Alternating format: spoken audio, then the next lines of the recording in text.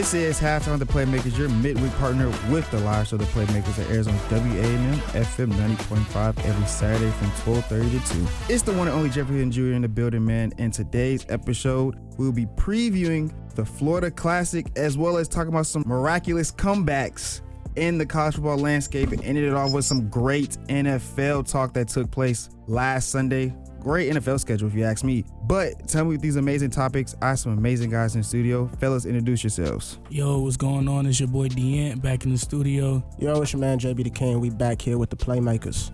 What's up, y'all? It's Flowwood's finest, Kaji Latiker, repping the Crooked Letter Place, 601 Magnolia State. And as always, fellas, we're going to jump right into FAMU football. We're on a little win streak, if you ask me.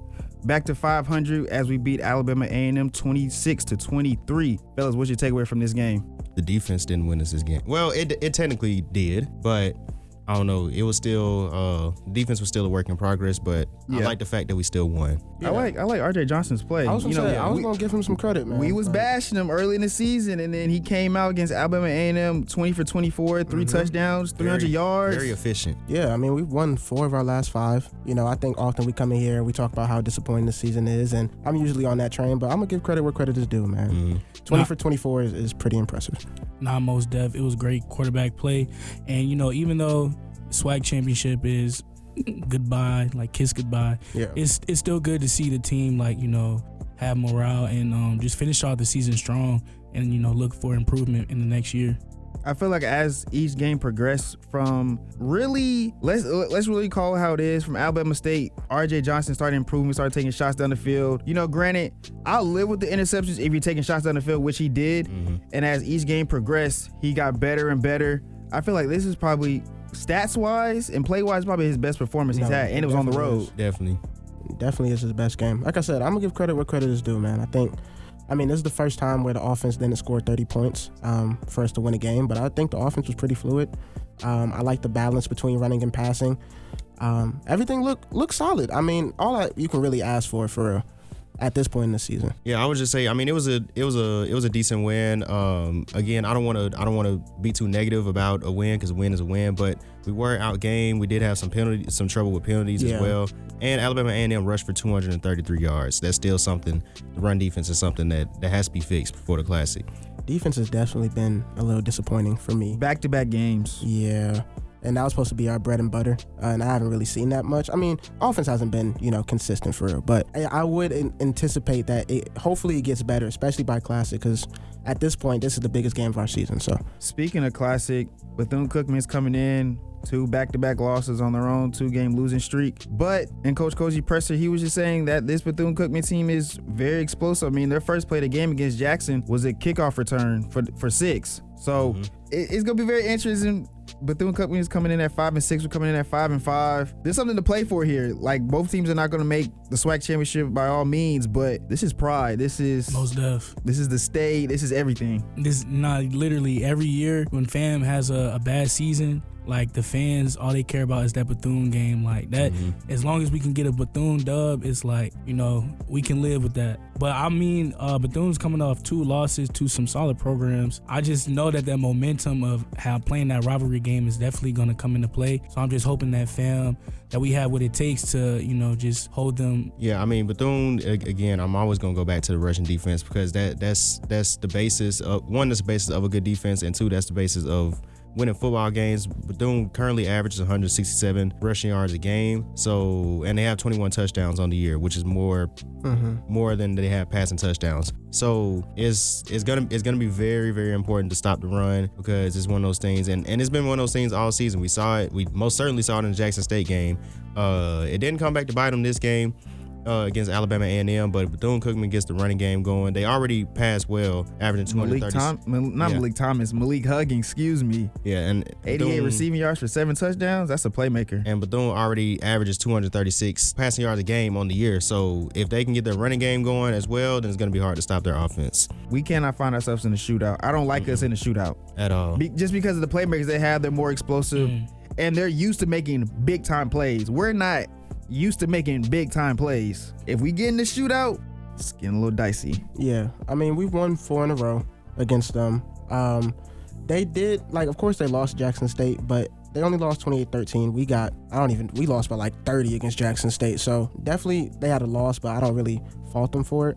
But I do think FAMU will pull this one out. I think, like you said, it's about pride at this point in the season. We've been on a little hot streak, so I think we're going to continue that. Especially for the seniors. The seniors are undefeated, 3-0. Yeah. Coach Koji spoke about his pressure as well. Like, the senior leadership is going to have to step up in the big-time role because we have a lot of new faces in. RJ Johnson, for example, he doesn't know what this game really means. Being this will be his first time in this moment. Senior leadership is going to be a big thing. Nate Rodriguez is going to have to speak. A lot of other seniors got to speak. How much this game means to not only to the program, to the fans, alumni, the state, everybody. And that goes on Cozy too, because I mean, if the players can't get them hyped for this game, then the coach better get them hyped for this game. And man, if I'm a player, how can I not get hyped? This is for the state. This is like, not everybody's from Florida though. That is true, but when you put that orange and green on, you know who the ops is. Yeah. You know who the ops, like, you don't have to explain it. Score predictions though. Honestly, this might be a shootout type of game. I think it will. I think it will too. I think both teams they're gonna be ready. They're gonna be ready. I don't know if those defenses are gonna be ready. Those defenses might get a little too excited trying to hit somebody and then they miss a tackle. But honestly, I foresee this being a 34-31 game. Yeah, I'm gonna go with the Rattlers. I'm gonna go with the Rattlers 34-31. Yeah, I was gonna say a FAMU 35-28. Definitely gonna be a shootout. Yeah. Dude, I literally just thought that in my head, 35-28 FAMU. That was literally in my mind. I was gonna say that. Yeah, I'm thinking 30-28, probably around there. But yeah, it's gonna be a shootout. We're definitely gonna have to come ready. For sure. Now, moving along to the bigger landscape of college football. Great week. Great week. Let's start by saying that. Let's rip the Band-Aid off. Oklahoma came to Tuscaloosa, Alabama. Before this game, they were 0-5 against top 10 teams, and they finally got their first one. And in a nasty win on the road, winning 23-21. Just looking at the game, John Mateer didn't have the game he liked. The whole entire offense didn't have the game that they would want to have. But the defense was making plays. Yes, just talk about the game, guys. The defense was definitely solid. Just speaking on that fourth down conversion that they stopped, that was big. Like one-on-one right there, the cornerback coming in, knocking that ball out. That's big right there. That's big time defense. And the D-line was getting back there too. Most definitely causing a lot of pressure, getting back there, getting sacks. Overall, the defense definitely carried. I think John Mateer did what he needed to, and the offense did what they needed to get the job done. But kudos definitely goes to that defense. For sure, kudos goes to that defense. Eli Bowen, pick six. I believe it's the first and second drive of the game. Pick six to the crib. Pick six. Multiple fumbles forced, and you could just tell the Oklahoma defense was ready. Yeah. And they've been ready the whole season. Oklahoma's defense has been what's winning them games. Yes. And even against when they played Ole Miss a couple weeks ago. I know Ole Miss put up a lot of points, but the defense was what was keeping Oklahoma in that game. Yeah, but Oklahoma defense has definitely been like the bright spot for this team. I think when Mateer is healthy, you know what I'm saying, and not throwing 20,000 picks that one game, they're a real contender. I mean, they barely lost to Ole Miss, and then they had the bad loss against Texas. But a win against Bama this late in the season, after Bama, like in my mind, they were definitely up there with like championship contender. Most definitely. I think this is a major win, and I'm looking forward to where they rank right now. They're number 11 right now. The college football playoff rankings haven't come out yet. I'm sure they're gonna jump pretty high. Yeah, I like the team a lot. No, the polls have them at 8. The polls have them at 8 now. It's already updated then, and speaking on that, JB, about Alabama being like contenders, I definitely don't think that this game takes anything away from them. I just think that Oklahoma just played a better game. Not to say that we saw it coming, but Alabama had a very tough stretch coming off that Wisconsin win. Like, they've been playing ranked opponents and just like good competition this whole time. So it was bound to happen where they were going to get in a dogfight against a team, and it just happened to be Oklahoma. You know what's so crazy? They scheduled them on their homecoming. I think Oklahoma also took that personal. Like, you think we just some pushover? That's crazy. I feel it. But I was going to move on to another game, but breaking news, Virginia Tech is finalizing a contract with James Franklin as the new head coach. Just thoughts on that? Quick thoughts. It makes sense. Yeah, let's see. A boy touching that cheese, you know what I'm saying? So, and Virginia Tech is a respectful program, I feel like, and they haven't reached those standards in the past few years. So they're trying to get back to what they know. I guess hopefully for them in the future they can finally get a national championship. I think this will be a fresh start. Yeah. You know, you go to a weaker conference in the ACC. Mm-hmm. No offense to anybody like the ACC out there. It's a basketball conference. I keep saying that. Yeah. But it's a reset for you. You know, I kind of look as Virginia Tech as the Penn State environment of the ACC. Solid. With the Sandman, vibe and everything like that. I kind of refer it to that. But it's a good reset for him just to get his feedback under him and just try to be better than what you were at Penn State. Yeah, and it's not even that far away from Penn State. 'Cause I know James Franklin had a James Franklin was very successful in recruiting wise at Penn State. He was able to get pretty much that whole entire Northeast just to come to Penn State, and Virginia's not that far away. Yeah, so, and it's a lot of great talent in the Virginia area, DMV, and again, he can still go recruit up north. Yeah, in New York, New Jersey, in that area. So I really like this hire for Virginia Tech. Moving along to the next game, I did speak about early in the show, miraculous comebacks. Let's just talk about it, fellas. You're up 30-3. There's no way. Hey, I was ready to send. That's Heisman play right there. There's no way you're South Carolina. You allowed 31 points unanswered. What's the takeaways? Marcel Reed Heisman like moment right there. Just what you guys thoughts? I kind of have a hot take. I texted my group chat in like the second quarter because I knew they were going to come back. Like, it's just what happens. It was a script. I don't value this game for real. And why you don't value this? Why are you down 30-3 in the second quarter this late in the season? But South Carolina competes though. You're acting like South Carolina stopped playing football in the second half. It's a good team with just. You're acting like this is University of Kentucky. I can't even say Vanderbilt no more. So University of Kentucky. But when Texas A&M, their main thing has been they've only played bottom level talent in the SEC. Not saying that South Carolina is bad or anything like that, but you haven't played the top echelon of teams.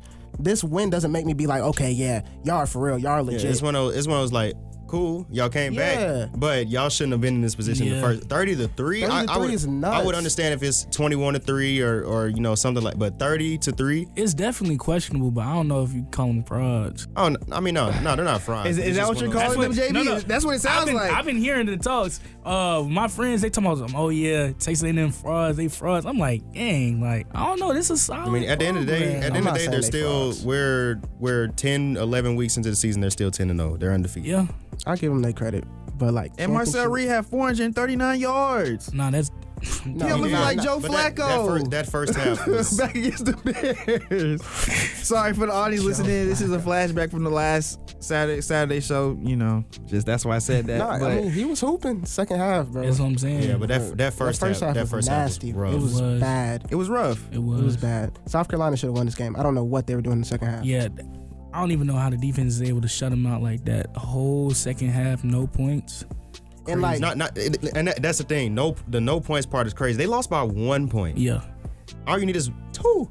You need 2 points in an entire half. Field goal. It felt like they didn't get a first down all second half. Like it was. I'm telling you, bro. They stopped playing football. Like it felt like they were tanking, bro. Yeah. Folks was talking about something. They wondered what that coach was saying in the locker room for Texas A&M. You go out there and have fun. Yep.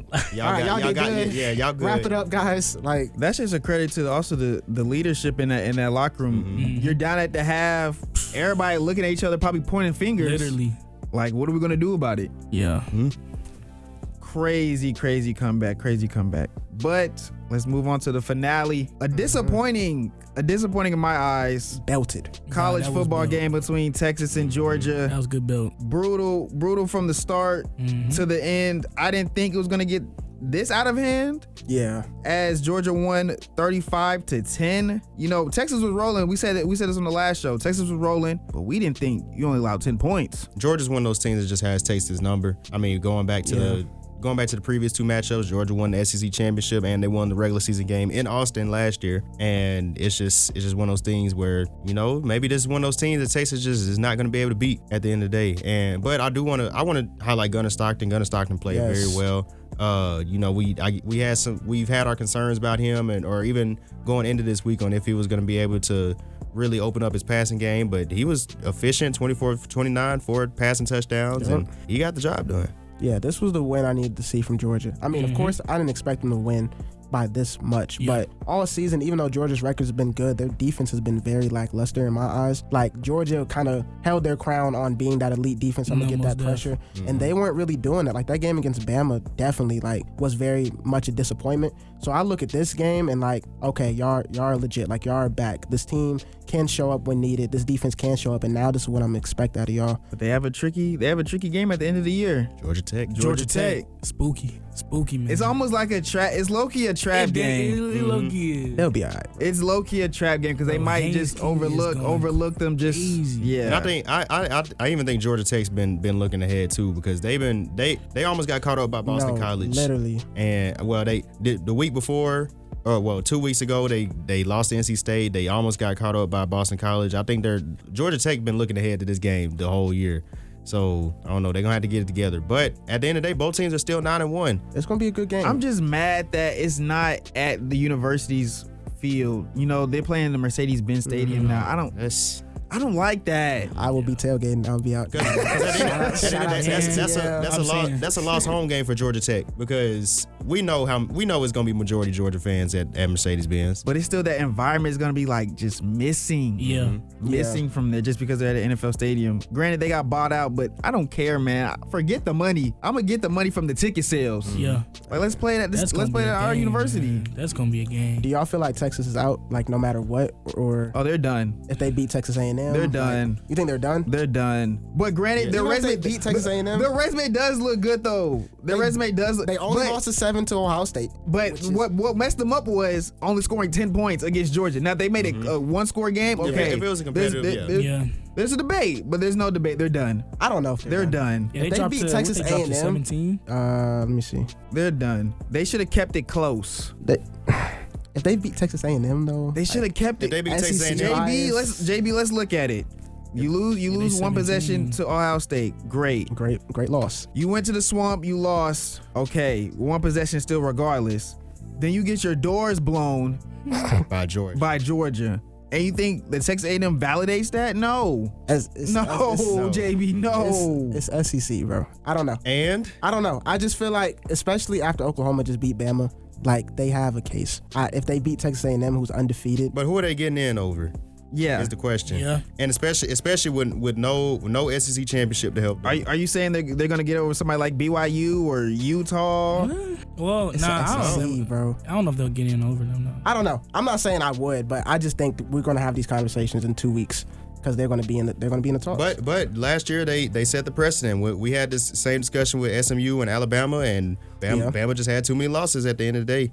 So that's a good point. Yeah, so it will be the committee going against the precedent that they set if they put Texas in over teams with better records. Man, Bama better beat Auburn.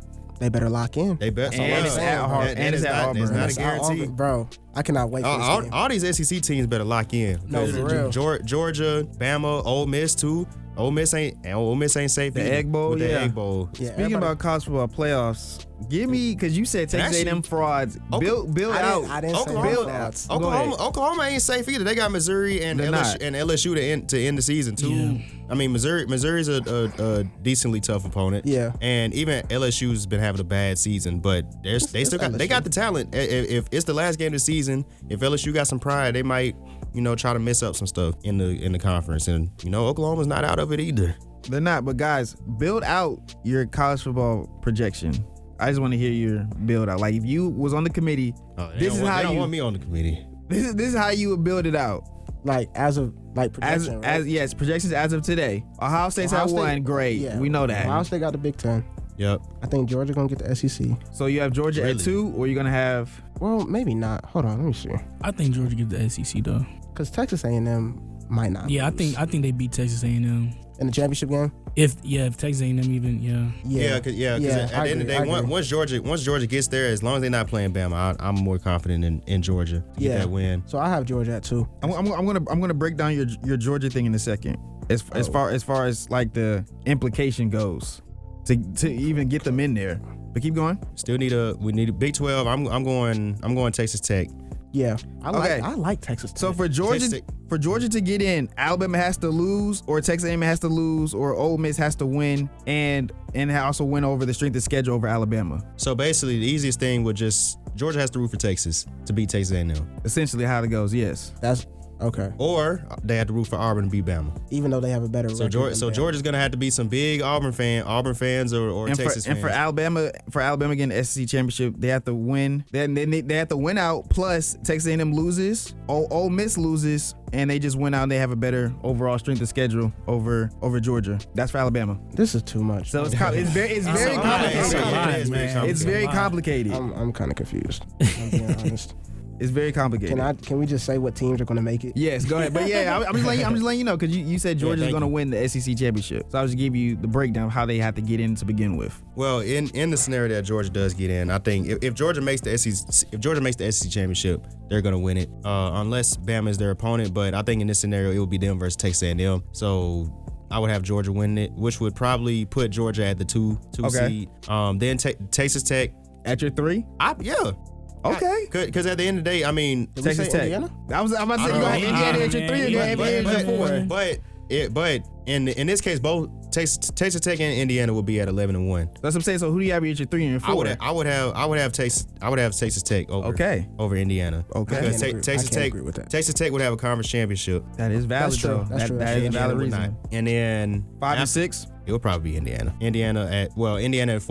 And 5 and 6. 5 and 6. I don't know because I'm looking at these rankings. Ole Miss is still up here. Texas A&M. It would probably be Texas A&M because of Texas A&M. Yeah, it would be Texas A&M and it'd be Ole Miss. Ole Miss, okay. And 7 and then- 8. This was really interesting. Probably And then Oregon. Yeah, Oregon for sure. But I don't know because Oregon wouldn't even make it to the Big Ten championship in this scenario. They would just be living off of. Oh, it'd probably be Notre Dame right there. At 7? But this is Oh, if we okay, did- okay. Yeah, if we did- it's you. Okay, It's you okay. building. Yeah. That's what I'm saying. It's you building it. It might have to be Oregon. If Oregon wins out, which they most likely will. How you feel about BYU? BYU? This high though? If it's up to me, they're getting in. No. But this high though Not for the you? final, not the Oh, okay. Because you said it. You said it right now. We at 7 and 8. So you have that. Your 7. Who's 8? 8.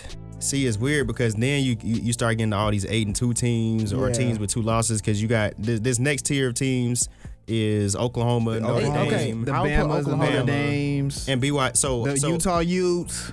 yeah. So I mean, so I We don't gonna have Bam. I don't have Utah out there. Utah lost to BYU, so they're in the back for a little bit. But Bama got to be here. I can't see Bama over being- Oklahoma, Oklahoma beat 'em. You got to realize Okay, head to head. You got to factor that in. so Oklahoma is here then. Yes, at your 8. I agree on that. I say Oklahoma wins out. They Oklahoma's beat good. Missouri and LSU. They win out. And Oklahoma they 8, get in. Mhm. BYU 9. I have Bama at 10. I would agree. We ain't said Notre Dame through low. Oh, excuse me. We ain't said Notre Dame. yet. Oh, and then BYU's 11. And Reverse then that. BYU 11. whole time we're forgetting Dame. about a whole nother conference, the ACC. Man, Anyway, We got I don't like that we got conference, bro. Georgia Tech still I'm saying 9-1. GT, man. GT still 9-1. GT, Miami's man. 8-2. GT is my school. GT need I to get did up call in it, there, but man. GT need to get up in the. I don't know how. Something got to shake. they'll be at my okay. Scratch BYU. GT's That's what I'm 11. saying. I'm taking GT over BYU. GT's 11. 10 So is do Notre Dame. So you got GT So winning the 8. ACC. so they're- 9 is Bama. you got 9 is GT Bama. winning the ACC. Yes. no Miami love. If Miami wins I the don't like ACC, Miami. if Miami I ain't wins the gonna ACC, they'll be up there because they'll have 2 losses. That'll put them above Notre Dame because they already beat Notre Dame, Yeah, and that'll put them above everybody else because they got a championship. they finished the And, season beating Virginia Tech and Pitt. I mean, Yeah, they already Miami. do that for 'em. And But I think just them being a 2-loss power champion and the other teams being 2 losses and not having a championship, that will put Miami above them, and then especially in Notre Dame because they have the win over Notre Dame. right. Are you writing it down? I'm just taking mental notes. I always keep everything logged. But So I'm we're just at, remembering. So what are we we're at like 10. We're at Right. 10. Yes. Because so at 8 we had Oklahoma, right? Yes. And then 9 I had You said Bama. yeah. Yeah. 10 I had I don't know. I gotta respect GT winning though. I would put the ACC champion at 9 over Bama. Time out. I gotta respect winning though, like winning your conference. Yeah. I don't know. Indiana might slip to that 5. Nah, I gotta respect winning your conference though. But nah, you don't. I gotta respect that. so you would put a 2-loss Miami ACC champion Miami over in 11-1 or Who 12. said Miami? I said GT. So GT. Georgia man. Tech over I Indiana. said GT. So does GT? So would GT have 2 losses in this case? Because are they losing to Georgia? Yes. They have Yes. to be Yeah, losing to yeah. Georgia. So they're losing to Georgia, but they still win the ACC championship. So this is a 2-loss ACC champion, Georgia Tech, I don't know, because every year we over get Indiana. the commissioners, Who's one loss would the be to Ohio commission, State? the committee Yeah, you team can't always do gives that. a bad rap on ACC. But it's ours, bro. It's our bracket. That is right. Scratch that. 11. Yeah. I'll keep him at 11. So OU at 8. Yes. And then we said Bama 9. Bama. Nah, I got the ACC. I got the ACC champion at 9. Because the ACC champion is gonna have 2 losses. Okay, I can respect that. And Okay, they're gonna okay, be a okay. champion versus Okay, Bama. so scratch that. I'll do GT at 9. Yeah. Bama at 10. Right. Wait, where do we have Dame at? Notre Dame at though? We didn't say Notre Dame yet. No, No, so we have to gotta put him be at here. 11. Yeah, they they can gotta get be 11. And then 12. But then we got BYU. And then 12 is whoever wins out of the G5. Yeah. I'm cool with that. So wait, so did BYU make it in? No. Okay. We might. I might have to do some rearrangement for mine. No. And mine, no. Because I looking didn't at BYU realize. schedule, they got Cincinnati and they got UCF. So I expect them to win both those games. BYU will be 11-1, and or probably 11-2 because they make it to the Big 12 championship and lose to Texas Tech. BYU got to be. They But- beat Utah. But if BYU, But that's their best win. If BYU is 11-2, Utah. If that's your That's if their your if your main best credit. write off is Utah, no. Utah's 13 right now, bro. I get that, but that's your best win. Where you could have beat Texas Tech But they're and also had that under your belt to improve your resume. But their only 2 losses would be to Texas Tech, who we put at number 3. Yeah. I in understand this that, case. but I'm saying if they would have beat Texas Tech to begin with and have that Utah win already under their belt, cool. We're not having discussion if they're in it. We're having discussion because they're not going to be in it. Right. You see what I'm saying? Mm-hmm.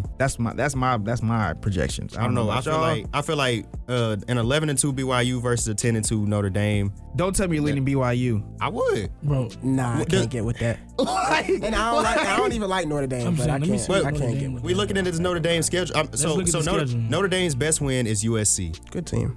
and BYU's best win will be Utah, and they will have pretty much the same record. At the end of the day, I would take Utah, Notre Dame got Jeremiah Love, bro. I ain't gonna lie. and BYU got Bear Bachmeier. Shout out. But you also gotta think about it. But you also gotta think about they only lost by 1 to Texas A&M. But we're giving them credit for quality losses. That's what they do. That's And what college what was does. didn't BYU get their doors blown off? They did. So They lost. what are we talking 29-7. about? They got their doors blown off. At the end of the day, Ohio State is winning it all. I'm getting confused with the numbers. Anyways, those are our projections. Either way, shout out to Big 12, Red Raiders, putting all my guess. energy behind you.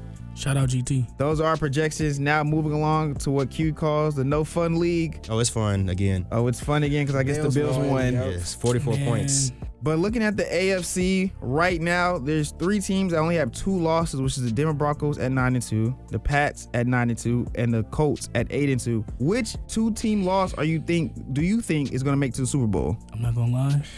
Out of those 3, Might be the Broncos. Talk to me. I'm going either Pats or the Colts, but I Tell can't me make why. my mind up. Pats are like sound all around. I don't know. That team is just nice. I'm rocking with how they play. They haven't lost a game since week 3. I'm rocking with how they playing. Like the team is really really clicking right now. But I gotta also lean to the Colts because Jonathan Taylor is like going That guy. stupid. He's going insane, bro. And then just the offense is very, very strong. So it's like I don't even know. I don't know. I think for me, I would go Patriots just because I feel like I trust Drake May the most out of these 3 quarterbacks.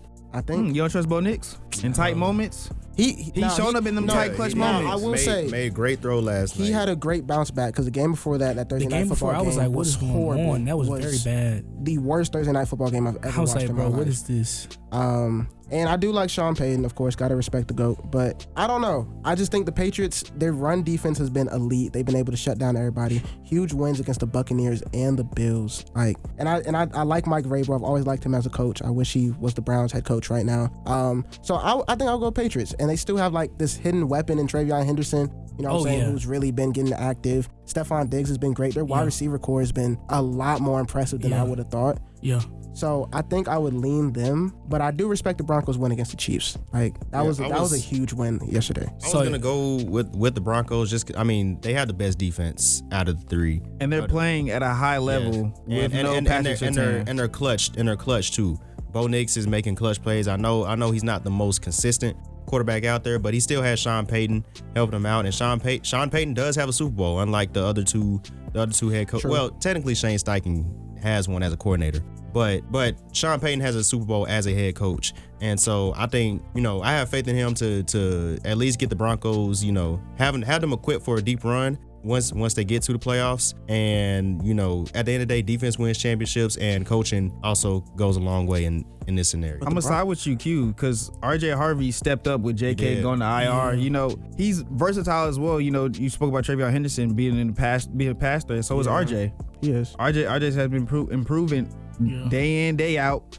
His wide receiver core, Cortland Sutton is like underrated. No, he's most the most underrated wide receiver. Yeah. But when you need a big time play, he gonna make a big time catch. Yeah. You have Troy Franklin, Evan Ingram, Marvin Mims making plays as well, making Bo Nick's job easier. But the Broncos lost the coach though, so I don't know. Nope. Yeah, but I'm not gonna lie, this coach finishing schedule is. But that was early though. That was week 2. It was. That was week 2. Both teams have changed for the better. So I just pulled up the Colts schedule. Colts schedule was crazy. They play the Seahawks. They play the Chiefs. The Niners, come Jags, on, Niners. Yeah, put us in there. That's what I'm saying. They got a Shout out tough few weeks. That's going to showcase what it's going to be, how they do these last couple games. Definitely trying to see that Colts versus Seahawks game. Oh my gosh, that's going to be. And then look at the stretch for the Broncos. Who they play? They just beat the Commanders. Easy. Raiders. Packers. They beat. Packers are going down. Yeah, Jacksonville. Jags. Kansas City on Christmas Day. And then the Chargers. That's low key. Better schedule than the Colts. Yeah, it is. It is. I don't know. And they have the 1 seed locked up right now. If the playoffs start today, they'll be the 1 seed. That is The Broncos? Yes, That's the Broncos will be the 1 seed crazy, right bro. now. The I'm playoffs not start gonna today. lie though, the Patriots schedule is even easier. Nah, the Patriots schedule is cake. Bengals, Giants. They play the Bills again. They play the Ravens, then the Jets, and then the Dolphins to end it out. So they just got 2. Bills and Ravens, not especially Ravens. Yeah, Bills and in Ravens. That's December. going to be 2 tough ones. And that's back-to-back weeks. They get a bye. They get a bye week before the Bills game, and the Bills game is at home. Okay. Okay. But that's a very important game for the division. So, and I don't expect Buffalo to just lay down at all. Do y'all feel like it has to be one of these 3 teams to make it to the Super Bowl? No. Who else do you think? Because I was riding with the Chiefs. I got to give up on the Chiefs. Like, Oh, yeah. I gotta But say 5-5. No, They're not going to win the division after 9 straight years. Until I see that, what is it? Do they put an E next to your name when you're eliminated? Yeah. Until I see an E next to the Chiefs in that playoff picture, or unless they're in the hunt, they're no longer in the hunt, then I'm not saying I would have faith in them to go make a playoff run, but it's crazy. Until they're not in the playoffs in week 18, I'm not counting them out. It's crazy because they've been keeping these tough games close. Mm-hmm. Like the Bills, 1 touchdown. Broncos. Talking about the Chiefs, they just can't close out. Last year they was able to close out. This year they haven't had the chance. 5 in 1-score games. And they're still the Baltimore Ravens. Their best bet is winning the division. They're only a game behind in the division. Who? The Ravens. Oh, they just meant the Chiefs. Ravens are winning that division. That's not even. Yeah, that's come on now. That's the swag. Yeah, I would look at the. Come on, that's the swag. I would look at the Ravens as the other team. Yeah. Tell me why. Just because they have the talent. Like, yes, they should have lost to my Browns yesterday. Shadir tried. Shadir, shout out to you, bro. Don't let the haters get to you. I'm saying he didn't look that bad, bro. I don't know. The Ravens, it has to be their year eventually. You know what I mean? And in a season where, like, yeah, the Bills are back, but they have had a couple of bad losses. Year where the Chiefs look down and out. Like, this is their opportunity. You know what I'm saying? Maybe this is. Maybe the year they do it is the year where they have lower expectations, because these past 2 years the Ravens were 2 years ago they were the 1 seed. They were the 1 seed. That was their best. That was the year to do it. That was their best roster. They still had Mike McDaniel, and all they had to do was score 2 more touchdowns against the Chiefs, and they couldn't do it. But and then last year, that game against the Bills, they lost that game. They lost that game themselves. Shout out Mark Andrews. And yeah, so the Ravens, the past 2 years, the Ravens had all these very high expectations. Like, they're clearly the best, at the very least have the best roster, and they couldn't get it done. So maybe this year, they need to be overlooked. They need to be underdogs a little bit, and maybe that'll have them lock in and go do something. Moving along to the NFC now, the Eagles Sunday Night Football beat the Lions 16-9. You can say pass interference, offensive pass interference. Yeah. But don't leave the game to the hands of the ref. But are you higher on the Eagles defense, or are you a little bit scared of this Eagles offense. Bro, this offense is... I don't like watching them play, bro. It's so bad. That game last night was not it. Same against the Packers last week. Like, it's just so bad. But they went, like, I have to give credit to the Eagles because if they go against anybody in the league, I'm probably picking them to win. Like the Rams? The Seahawks? Yeah. Oh, no, the Seahawks. We crossing them out after what we saw from Sam Darnold. We're going to get into that later. But the Rams, are we serious? The Rams had forced 4 turnovers last week, and they barely won. They barely beat the Seahawks. Sam Darnold played the worst game of his career, not of his career, but he played really, really bad, and they barely won. I think the Eagles, just their experience and their veteran leadership, they always figure out a way to win. And at this point in the season, especially with how like crazy the standings have been this year, I gotta trust a team who figures out a way to win. So let me ask you. Let me ask you this then. If your leading receiver in the game is AJ Brown for 79 yards, the next guy up is Jahan Dotson with 43. In-state legend. Against the Rams, you think that's going to beat the Rams? I do. They beat the Rams in week 3. They beat the Rams in week 3. And Smith only had 1 reception for 7 yards. They beat the Rams in week 3. I'm not even an Eagles guy, but they figure out a way to win every single time. I mean, the Broncos loss was legit. Giants was, Oh, but did you see how they won in week 3 though? No, I don't remember. What happened? I think that was the block field goal. That was a block field goal for the return. Bro, that was pure luck. Bro, every game is like luck, bro. Look at their offense. Their semantics, offense sucks. as we say on the live show. Semantics. I forgot that's how they won. They should have lost that game. Wait. Okay, I know we're talking about the Eagles, but I just checked these standings. Yes, the Chicago Bears. Yes, they're I'm sitting here at the 3 seed. Yes. I was looking at these standings for a whole 2 minutes, and I didn't even notice the Bears sitting at the 3 seed. Lions are kind of scaring me. I'm not gonna lie. Yeah. It's just the injury thing again, except it's happening earlier this season than last year. They're 6-4, and like I don't believe the Bears are actually maybe I do believe the Bears are good, but like I don't really see them as what is their best win? I don't really see the Bears as contenders. You heard the live show, JB. So what is their best win? I'm on your side. All right. I promise you, I'm on your side. That's all I need to hear. But the Lions are 6-4, bro, and they gotta get healthy, bro. And it's the same thing from last year, and they haven't had.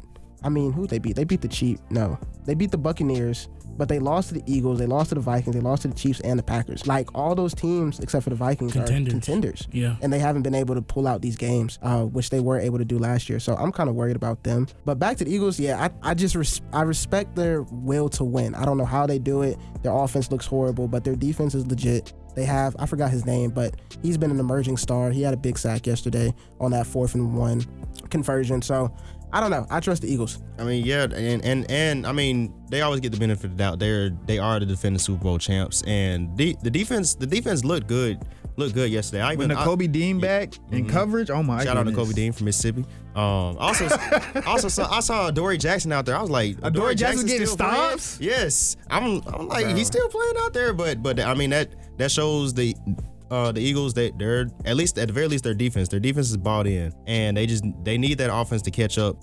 And we like to also use this term complimentary football. That's gonna be big for January. But roster wise, but nothing's complimentary right now. It's not. Nothing. The defense is complimentary because they're getting stops. But the offense has shown like they can do it. I swear they can. It needs to be consistent. But they're still because it's not the NBA. You got 7 games. You know what I'm saying? Adjust each game by game. It's a one shot. We still got 9 games left though to figure it out. So it's not. And I mean, at the end of the day, it's not the end of the world. They're still 8-2. They're first in the NFC. Yeah, their offense hasn't been consistent, and they're 8-2. I don't know. I have to give credit to them. Yeah, I'm giving credit, but I'm scared for this offense when it gets to playoff times. Yeah. I'm scared. They're not electric. I mean, we saw it last year. Jalen Hurts was bad in the playoffs last year. Bro, I think what's going to get him over the top is Jalen Hurts using his feet because the passing game is irrelevant. Yeah. It's irrelevant. It doesn't exist. And then at least last year when Jalen Hurts was bad, like Saquon was spectacular. Yeah, he's not spectacular this year. That's another thing. That's why I'm saying the offense is scary. Besides Jalen Hurts, Saquon is not doing what he needs to do. I don't know what's like the disconnect, but they can't keep winning games like this. Explain it like it's expressing his frustrations. I don't know. Bro, yeah, that locker room, bro. The Eagles, they just be, bro. AJ Brown, like they just have a lot going on, and their connection looks just forced, like between AJ and Hurts. It just looks forced. Yeah, which is crazy because AJ Brown was killing it last year. Like AJ Brown is elite. Like he's a really good receiver, so it definitely does feel forced. I agree with you.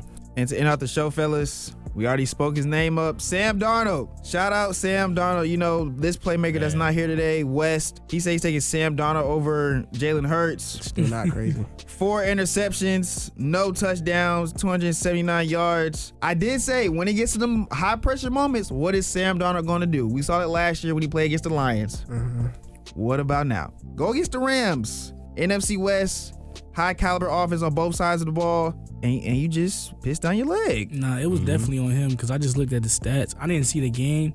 Oh, the game was worse. It was the film, all his passes that were picked. Seeing ghosts. Was he pushing the ball? Like, were the picks like just... No, like bad footwork, which led to picks. I mean, granted, he had pressure in his face due to the good O-line, not O-line, but good D-line by the Rams, but all his passes was just bad feet, bad footwork when he threw it. Yeah, it definitely was. Well, I didn't see I didn't see the game, but looking at the stats from the Rams side, like, it seemed like it definitely was, the mishaps was, or their loss came from Sam Darnold, because Matthew Stafford only finished 130. Mm-hmm. Kyron Williams, it looked like he did most of the work, 91 yards, a touchdown, 12 carries. Definitely an ugly game. That's what I'm saying. Yeah, I was expecting a lot more. But I don't think the sky is falling for the Seahawks. I mean, it is a divisional game against the Rams. The Rams, as of right now, look like the best team in the NFC, and at the end of the day, they were still a field goal away from winning this game, and it was a tremendous punt, by the way, to pin them all the way back at the 1 yard line, and they had to go and try to get a field goal. Yeah. So at the end of the day, even with Sam Darnold throwing 4 interceptions, they were still in a position to win it. I think my biggest critique, though, is just looking back at the film, when he was in those situations where the pressure was in his face, he could have used his feet rather than forcing it into situations that wasn't needed. He's not slow. He got a little bit of jets on him. Yeah. He had a little jets on him. Can move a little. But he has time to clean it up, though. I mean, you play against the Titans, Vikings, and the Falcons before you face the Colts. You have some time to clean it up. I don't know. I feel like it might be.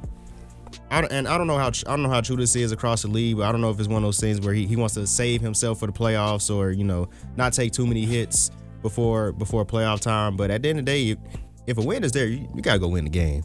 I look at the Seahawks are a really good team. They very well could have won this game. Mm-hmm. They only lost by 2. Sam Darnold played horrible. And shout out to JSN. Bro, JSN is going crazy. Man, love seeing that from Ohio State guys. But yeah, I mean, even Sam Darnold, like that last drive that they had, it was 11 plays, 84 yards. Like, I think he bounced back well enough. If he just would have played decent, they would have won this game. Mm-hmm. And Seahawks defense is amazing. Like, they were really able to get to Stafford. Mm-hmm. I don't think the Rams offense looked fluid for the first time in forever this week. Yeah. I mean, this season at least. So yeah, the Sam Darnold performance is bad, and we have the same conversations about him every single year. But I still think the Seahawks are legitimate contenders this year. Well, guys, this concludes the show. But we get into my favorite part of the show, though, the shout-outs, man. I want to first thank my Lord and Savior Jesus Christ. Shout out to the guys in the studio. Shout out me, man. The countdown. Yes, countdown. Sir. I got December 12th, man. December 12th is real. I got 2 episodes left. Man. It's been great, though. It's been great, man. I want to start off by thanking God, allowing me this opportunity to be here in the studio today, allowing me all the opportunities I have. Yeah, I want to shout out the guys in the studio. Shout out the homies, man. Hey, man, shout out Jeff, real one on the way out the door, man. 1 or 2 OGs still left. Yeah, it's over for y'all. I ain't gonna lie. Shout out to God, man. Like, I know we all say it, but for real, shout out to God, man. Really, I don't know how. I'm very blessed to be in the situation that I am right now. Like, and I don't shout out myself. Shout out to me, bro. Like, I feel like I've really been on it this semester, bro. My grades looking good. Like, I'm not fighting back. I actually got like A's right now. So okay. Shout out to me, bro. Shout out to my Lord and Savior. Shout out to my mother, father, grandparents, aunts, uncles, cousins, friends. Shout out to my guy Xavier. He just got baptized yesterday. Okay. So shout out to Xavier. Shout out Zay. And other than that, shout out to the entire state of Mississippi, with the exception of Madison County. We do not mess with Madison County. And Gulfport too. Not mess with Gulfport. Are we adding them? That's besides the point. Nah, Gulfport put belt on my high school. To 11. So yeah. But besides the point, shout out to, I guess, Josh Allen. He finally had a good game. He made history. 3 rushing touchdowns, 3 passing. He did. Last person that was Otto Graham. Shout out Otto Graham. Cleveland Brown. But yeah, and shout out everybody else, I guess. Darren Peterson. Get some mustard, some pickle juice, something. Halftime of the Playmakers is produced in the studios of WANM-FM 90.5 in the School of Journalism and Graphic Communication at Florida A&M University.